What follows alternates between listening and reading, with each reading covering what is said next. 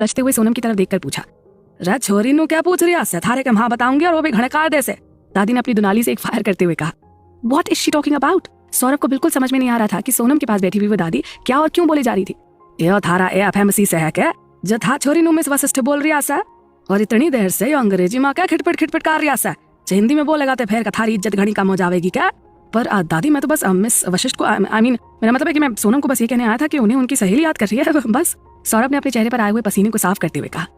दादी ये सौरभ सर हैं, वहाँ एएफएमसी में ये हमारे सीनियर हैं। और सोनम कहते कहते रुक गई थी। वो समझ नहीं पा रही थी कि दादी के सामने वो अपने रघुवंशी सर का नाम कैसे ले। सर कह नहीं सकती है और साहिब कहेगी तो सबको उसे अमित के नाम से चिढ़ाने का एक और मौका मिल जाएगा, और खास तौर पर अपनी भाभी को। तो वो सोच ही रही थी कि तब तक दादी ने कहा कि हाँ समझ गई सर कि यो नमूना हमारे दूजे नमूने का दोस्त सर।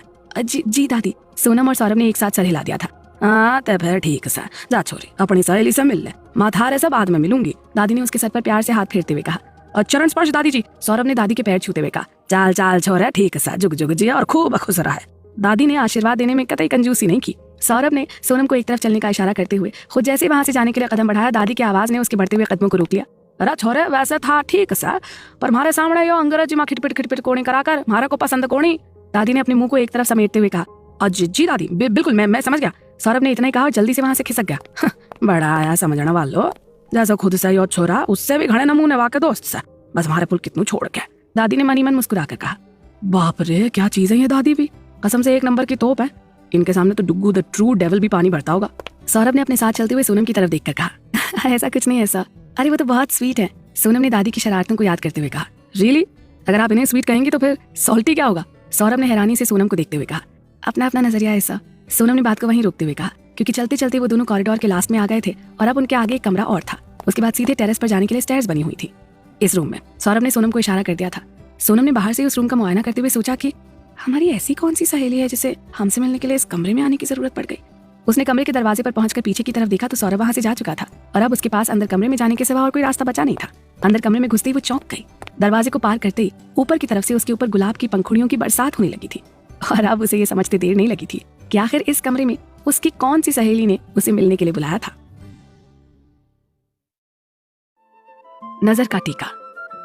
गुलाब की पंखुड़ियों की बरसात के बीच सोनम हौले हौले से अपने कदम बढ़ाते हुए कमरे के अंदर चली जा रही थी कि उसके कानों में वही पुरानी खलिश लिए एक कशिश भरी आवाज पड़ी और उसके बढ़ते हुए कदम अपनी जगह पर जम गए। देखता हूँ जब भी तुम्हें, हो जाता हूँ तुम्हारी निगाहों में गुम, इस दिल के धड़कने का सबब हो, मेरे जीने की वजह हो तुम। नहीं आ सकता और कोई भी तेरे मेरे दरमियां, क्योंकि मैं हूं तुम्हारा और मेरी हो तुम, सिर्फ तुम। सोनम बेचैन निगाहों से कमरे के चारों तरफ इधर उधर देख रही थी कि ये आखिर है कहाँ। तभी उसे अपनी कमर के गिर्द अमित की बाहों का घेरा लिपटता हुआ महसूस हुआ और वो चिहुक कर पीछे की तरफ मुड़ने को हुई। रहने दीजिए न जान, कुछ देर मुझे होश में, वरना अगर मैंने आपकी आंखों में एक बार झांका ना तो बस फिर मैं अपने होश ही खो बैठूंगा। अमित ने सोनम की कमर में अपने दोनों हाथों को कसते हुए उसके कंधे पर अपना सर टिका लिया था। सोनम भी तो जैसे अमित की छुअन से धुआं धुआं हो रही थी। आपने हमें ढूंढा कैसे साहिब? और आप कब से हमें इस तरह से परेशान कर रहे हैं, जबकि आप अच्छी तरह से जानते थे कि हम भी। सोनम कहते कहते चुप हो गई थी। अपनी बात पूरी कीजिए ना प्रिंसेस, मैं बहुत बेसब्रा लड़का हूँ, इतना तो आप जानती है ना। मेरे सब्र का और इम्तिहान मत लीजिए जान। अमित उसके कान के पास आ रहे बालों की खुशबू में खोए जा रहा था। हम तो बस इतना कहना चाह रहे थे कि हम भी तो आपको देखना चाहते थे और आप खुद को हमारे सामने नहीं ला रहे थे। सोनम ये बात बहुत ही मुश्किल से कह पाई थी और ये बस वही जानती थी। अमित का उसके इतने करीब आकर खड़े होना उसके प्राणों को हरने का काम कर रहा था। अगर मैं आपके सामने आ जाता तो फिर आई स्वेयर ये हिमाकत जो मैंने अभी किया आपके साथ वो वहीं कर डालता सबके बीच। और मैं ऐसा कुछ भी नहीं करना चाहता था जिससे आप अनकंफर्टेबल फील करें। अमित अब भी सोनम के कंधे पर अपने चिन को टिकाए हुए उसकी जुल्फों से खेल रहा था। हम कुछ समझे नहीं, सोनम ने बमुश्किल कहा। अमित ने अपने चिन को उसके कंधे से हटाया और उसके कंधों को पकड़कर अपनी तरफ मोड़कर बहुत प्यार से उसकी तरफ देखने लगा था। सोनम ने उसकी आंखों पर अपनी हथेली रख दी और कहा कि आपसे कितनी बार कहा है हमने कि इस तरह मत देखा कीजिए, हमें बहुत बहुत अजीब सी फीलिंग होने लगती है। डेविल ने मुस्कुराते हुए अपनी एंजल की हथेली को चूम लिया और कहा कि हर बार की तरह इस बार भी कसूर मेरा नहीं आपका ही है। सोनम ने जैसे ही अपनी बड़ी बड़ी आंखें अमित की तरफ की, अमित ने उसके चेहरे को अपने हाथों में लेकर कहा कि इतने मासूम से चेहरे और इतनी बड़ी बड़ी झील जैसी गहरी आंखों से मुझे देखेंगी तो मैं क्या करूंगा। मेरा दिल मुझसे बगावत पर उतर आता है और मेरी कोई बात नहीं मानता। वैसे भी आज आप शायद मेरे होश ठिकाने लगाने ही आई हैं ना। हम समझे नहीं। सोनम कभी अमित की तरफ एक घड़ी देख लेती और कभी उससे नजरें चुरा के खड़ी हो जाती।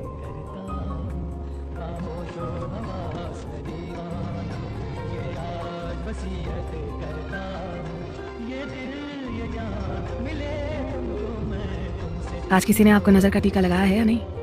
बहुत बहुत प्यारी लग रही हैं आप। अमित ने उसके चेहरे पर आ रहे बालों को अपनी एक उंगली से साइड में करते हुए कहा। उसकी उंगली की छुअन से सोनम कसमसा रही थी। बड़ी मुश्किल से सिर्फ अपनी गर्दन इनकार में हिला पाई थी। मैं लगा दूं? अमित ने इतने प्यार से पूछा था कि सोनम कोई जवाब देने की जगह पर उसकी तरफ देखती ही चली गई। अमित उसके चेहरे को अपने हाथों में भरे हुए उसकी आंखों में ही देखते हुए धीरे धीरे उसके करीब आ रहा था। और उसके करीब आने से सोनम की नजरें पहले तो झुक गई थी और फिर बाद में हौले से बंद हो गई थी। अमित ने हौले से उसके माथे को चूम लिया था। ये मेरे प्यार का सुरक्षा कवच है, कोई आपके आसपास नहीं भटक पाएगा प्रिंसेस। सोनम दोनों हाथों से उसके हाथों को पकड़ी हुई थी। पर नजर का टीका तो अभी लगाने को रह गया है जान, अमित ने शरारत से कहा। पर सोनम वैसे ही जड़ खड़ी रही। अमित धीरे धीरे उसके चेहरे के और करीब होता जा रहा था और उसकी सांसों की खुशबू सोनम को वहीं खड़ी खड़ी पिघला रही थी। अमित ने उसके कान के पीछे आहिस्ता से छू लिया और फिर उसके कान में धीरे से बोला कि नजर का टीका तो यहीं लगाया जाता है ना। सोनम जो अब तक किसी तरह से खुद को जज्ब किए हुए खड़ी थी, एकदम से अमित के गले लग गई और बोली कि हमें अपने साथ कहीं दूर ले चलिए साहिब, हमारा आपके और आपके प्यार के बिना एक पल भी रहना मुश्किल हो गया। पहले तो अमित ने सोनम को भी टाइटली हक कर लिया। थोड़ी देर तक वो दोनों एक दूसरे के आगोश में यूं ही खोए चले जा रहे थे। फिर कुछ देर बाद अमित ने सोनम को खुद से अलग करके उसकी तरफ देखा और कहा कि ये डेविल भी तो अपनी प्रिंसेस की बिना हो रहा है, पर अपने साथ चलने की बात कहते हुए आपकी आंखों में नमी क्यों है प्रिंसेस? अमित ने एक गहरी नजर उसके चेहरे पर डालते हुए कहा। वो इतने दिनों से आपसे दूर थे ना, इसलिए। सोनम अमित से नजरें चुराते हुए बोली। रियली? और आपको लगता है कि मैं आपके स्टूपिड रीजन को सच मान लूंगा? अमित ने थोड़ी सख्ती से कहा।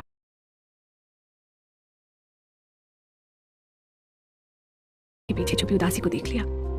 आपको हमारी ये बात स्टूपिडिटी लग रही है? सोनम की जबान लड़खड़ा गई थी जैसे उसकी नजरें अमित की नजरों से मिली। वो बड़ी गहरी नजरों से उसे देख रहा था और शायद सोच रहा था कि ये लड़की भी ना खुद कितना भी हर्ट हो जाए पर अपनी जुबान से किसी का नाम कतई नहीं ले सकती। आप हमें यूं क्यों देख रहे हैं? सोनम ने घबराहट में अपने कदम पीछे लेते हुए कहा। क्यों नहीं देख सकता क्या? अमित ने भी सवाल के बदले सवाल कर दिया था। हाँ पर नहीं, हम बस वो। सोनम खुद की बातों में उलझ गई थी। मैं तो आपसे अभी के अभी शादी करने के लिए तैयार हूँ। मुझे दुनिया के किसी भी रिचुअल को निभाने में कोई दिलचस्पी नहीं।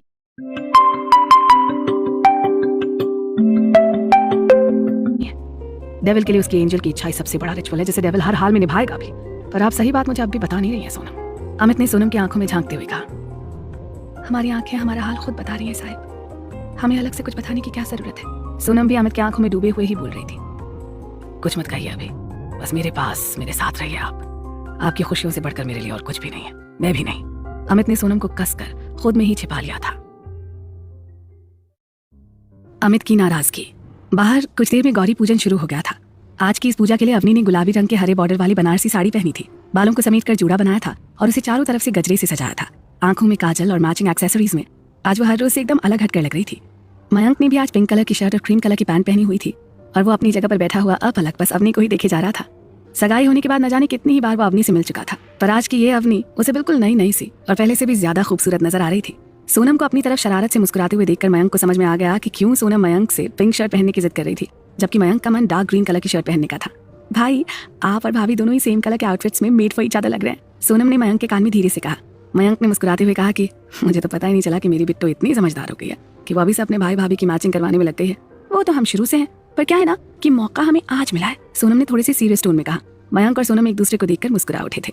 उन दोनों को मुस्कुराते हुए देखकर पूजन में बैठी अवनी भी धीरे से मुस्कुरा दी थी, पर सोनम को मुस्कुराते हुए देखकर पूनम जी के मुंह का स्वाद बिगड़ गया था।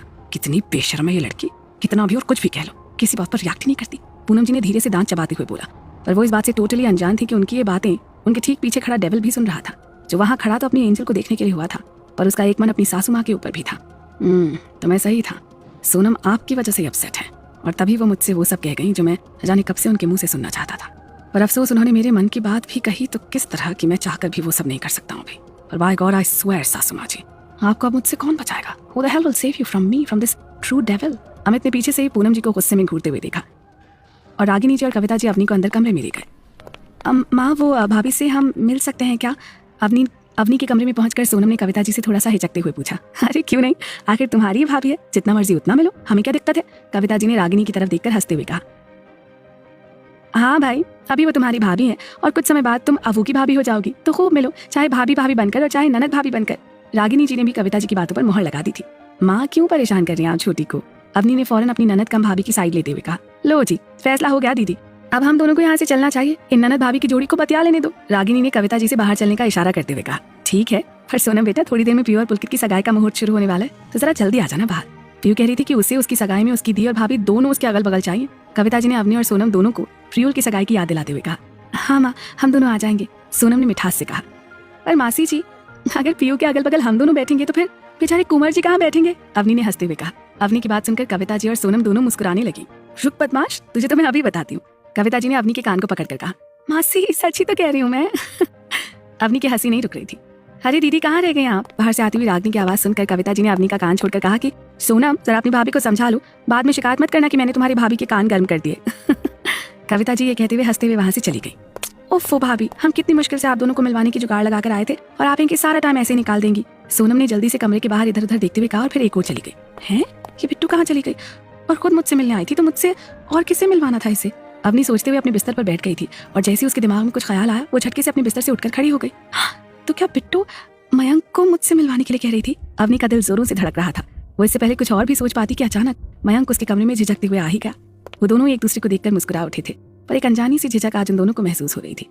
ओफो, अब ये क्या हो रहा है? कान्हा जी, हमने कितना कितना जुगाड़ लगाकर और कैसे कैसे आप दोनों के लिए थोड़ा सा टाइम मैनेज किया है और आप दोनों ऐसे ही खड़े रहेंगे?